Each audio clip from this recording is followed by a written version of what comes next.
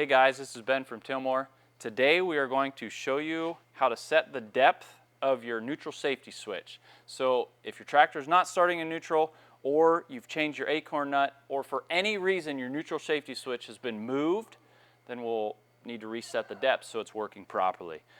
First thing we're going to want to do though is flip the battery switch there to make sure there's no power in the tractor. Next thing you're going to want to do is grab the shifter and make sure it is in the most central position. As you guys already see, the seat has been removed. You can reference another video for the instructions on how to do that.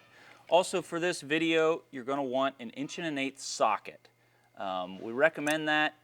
You can use a pair of pliers in an emergency, but we recommend the socket. First off, you're going to want to remove your wire.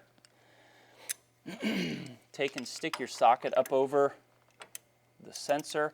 What you're going to want to do is you're going to want to turn it. You're going to want to tighten it. You're turning it up through the nut.